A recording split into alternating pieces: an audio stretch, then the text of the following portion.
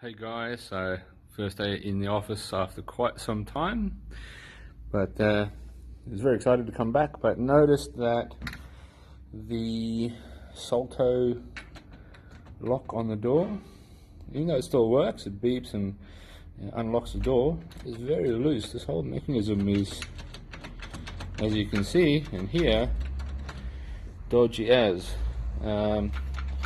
Everything's a bit wiggly. I don't think this is quite how it's supposed to be. Don't know if someone tried to force it open or what, but it's definitely not normal. So I'd say please get somebody to have a look. Thank you.